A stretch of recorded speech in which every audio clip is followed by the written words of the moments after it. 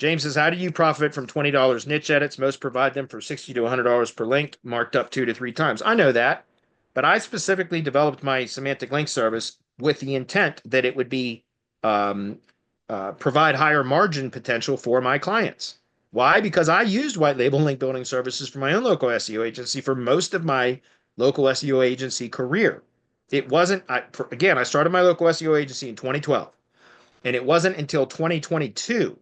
Well, 2021 is when I started testing and trying different link providers and also testing my own link sources, my own, like by building my own links, by testing various things. It was 2021 when I finally, because I got tired of pissing money away with link building vendors, link vendors that were having a declining effect. Their links were having a declining effect, and I kept having to spend more of my clients' money from the retainer on buying links with, and I wasn't going back to my tree care contractors and saying, hey, I've got to increase your monthly retainer because I got to spend more money on links in order to achieve results for you. Of course, I wasn't doing that. I was just eating the additional costs.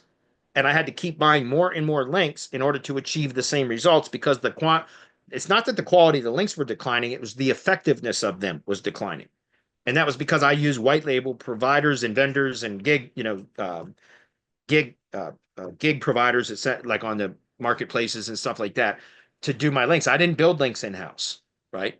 And then in 2021, like I said, I started developing and testing different link types, different link providers and vendors, and also developing my own link, testing my own link building services and processes, et cetera, to try to figure out what was effective. And that's how I got introduced through On-Page AI, which is Eric Lancheres's tool. I got introduced to the concept of links with relevance, which made absolute sense to me the moment I heard it. And that's when I started testing with basing all of my link building purely on relevance metrics, not third-party proprietary metrics. And when I started doing that, I started seeing that they were producing the result. And so when I decided to open this up after testing it with some of our mastermind members to confirm that this type of link building was effective in all industries, not just the tree service industry, and we confirmed that in December of 2021.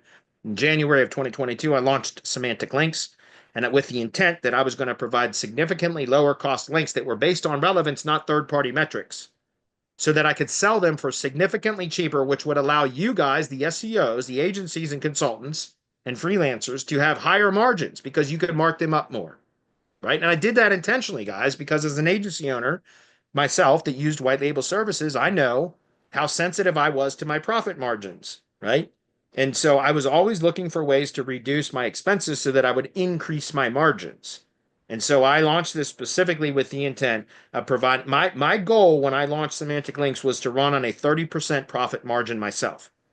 And but to be clear, for many of the first months or first year plus, so for a long time, I was not running at a 30% margin. I was running at more like a 25% margin.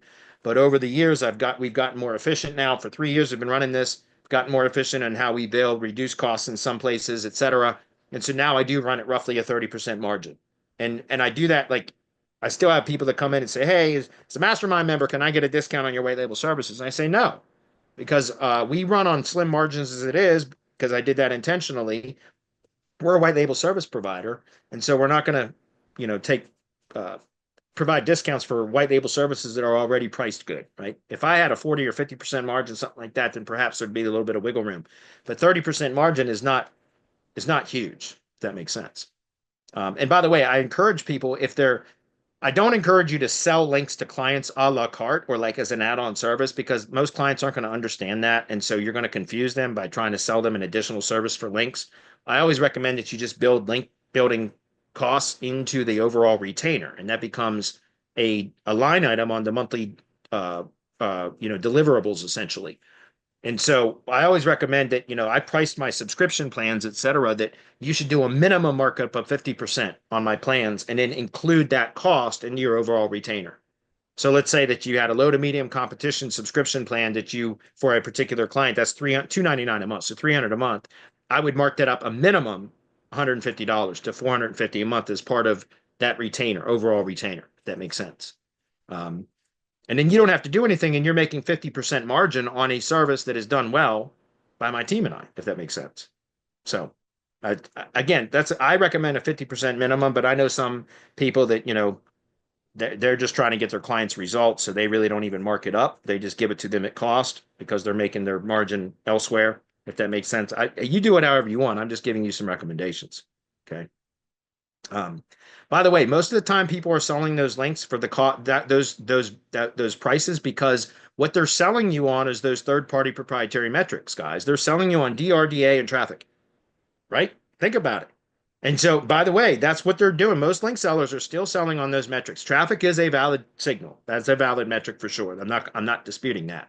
But the DA and the DR, in my opinion, if the links are relevant, both at the referring page and referring domain level, then DA and DR, for sure, those are great metrics that you can use as secondary metrics for deciding if you're looking at multiple link sources and you can determine that all of them are relevant. Then if you want to use a third-party metric like DA or DR or trust flow or something like that as a determining factor as to which of those link sources that are all relevant are likely to be the strongest, the most effective, then those third-party metrics can come into play.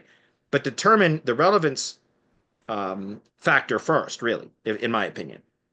So I don't even care about those third-party metrics until and unless I've determined how relevant the links are first. And I want to build links that are the most relevant as possible. Okay.